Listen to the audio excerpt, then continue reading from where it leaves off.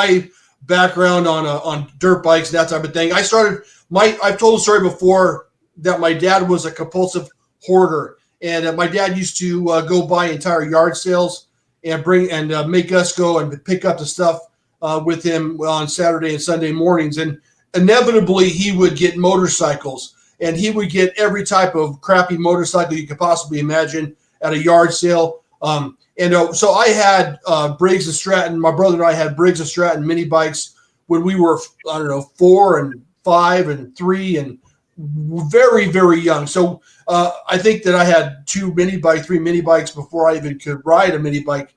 And so that's kind of my background on it. I've had dirt bikes my whole life. And Shane, what's kind of what formed? How did you get into the sport? What's your kind of background? How did it start for you? It's the same as my BMX. 2 older brothers, which got me into BMX, and then they also got me into the motocross or the moto. And thinking about it, we did have some of the Briggs and Stratton. The older brother had one of those. And then I want to say the 81 Christmas time, I got a 1980 RM80 as my first official bike, super fast, probably way faster than what I could handle. But we went with it and raced a few times at Verona. In fact, I had a picture. I had stalled it, probably crashed. And so somebody had taken a picture of me trying to get it started again. But did some races at Verona. And then I had stopped to get back into BMX around 12 or 13. And then did my whole race BMX thing. And when I got out of BMX, still had this RM80. So this would have been in the 1990 range. So it was 10 years old, had been sitting in the garage. We restored it, got it back to rideable condition. We went out to the desert, and I was a little bit big for it, but it was still fun. We went to a yard sale down the street on Bank Street in South Pasadena, and there was a guy out there selling this old dirt bike that was in pieces. And it was missing the front wheel. The engine was seized. There was no handlebars. There was no cables. There's no nothing. It was like half of a motorcycle. And my dad says, "How much do you want for the dirt bike?" And the guy goes, "You take it for $20." So my dad bought this dirt bike from a yard sale for $20. It turned out that it was like a 73 TM400 Suzuki. It was the orange one. So if that puts the year on there, I think it's a 73 or a 74. This was probably 79, 80 when we bought the thing. But my dad, for the next several months, would kind of cobble it together, buy parts here and there. And we were always at the Suzuki shop in Las Tunas in the Tipple City. And one day my dad was down there. We were getting parts for this TM400. And the parts manager goes, "You guys have a TM400? And my dad goes, "Yeah, I bought it at a yard sale. It's seized. I'm trying to put," and the parts manager's like, "You know, that bike killed more people than smallpox."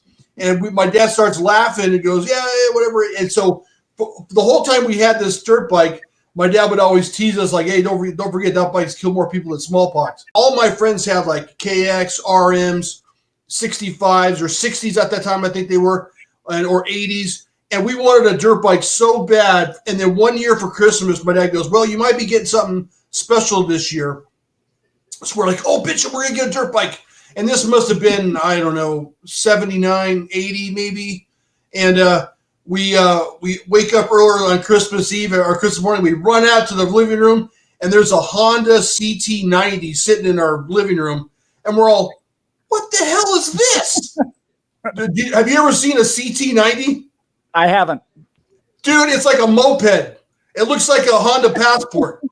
And we're like, "What the fuck is this thing?" And we can't race it. We can't ride this thing. It was like for like an old man. It was, okay, so let's say that let's go back. It's 1990, 1989. I'm kicking ass on a KX 125 and I want to race this race that you were racing amateur after Supercross. How the hell would I get into that race? what would I have to do? I can't just show up and sign up at the Coliseum, right? I would have to do some. What are the steps that you have to accomplish?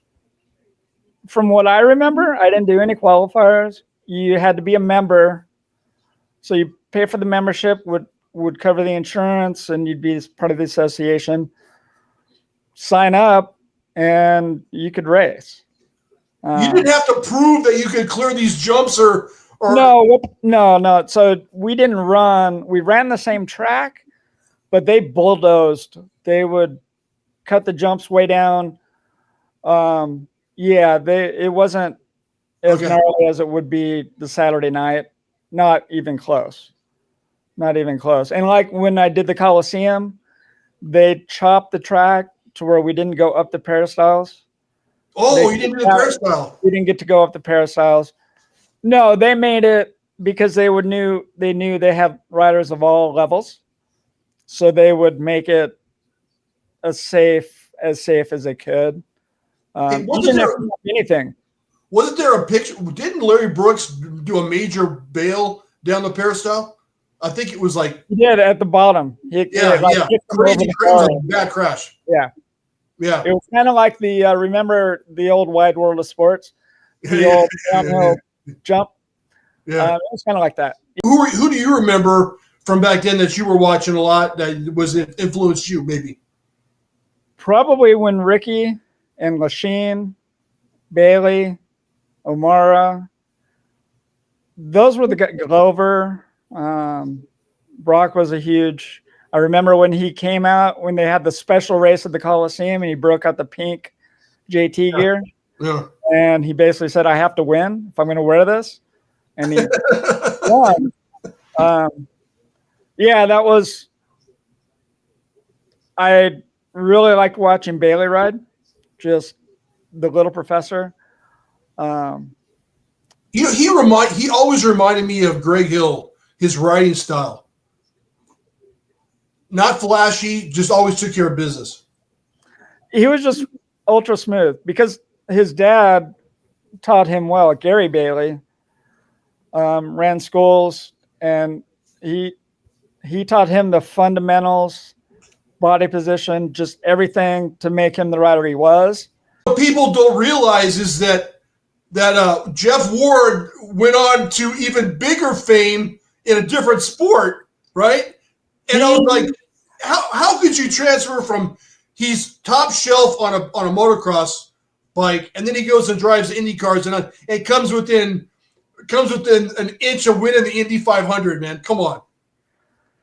No, and actually I got to see his last race at Anaheim when he retired, and then he went into Indy. I think racing motorcycles at that level, kind of like how BMX, you can do any bicycle discipline and be successful at it. Yeah. Riding motorcycles, you can then go into any discipline and be successful at it because you understand the physics of it, like the sliding of the cars. And interesting enough, after he finished Indy, he started doing, they brought back remember the Supermoto? Yeah. Where they did like the Carlsbad, and they did one of those races at the Del Mar Fairgrounds. And so I got to see him race that catcher. So, and he was in on any Sunday, right? Yeah, and the funny thing on that, because he talked about that on the podcast, he was just out riding his little CX-75 or whatever he was riding, and he saw this production crew, and so he rode by them doing a wheelie. And they're like, hey, yeah. Hey, come back. Hey, can you do that again? He's like, well, sure. So he did like one or two more. I don't remember how many he said. And then he just rode off. He never went back. He never talked to him. And when he said, when he went to see the movie, there he was. I was like, dude, that's hilarious, man. I didn't even know.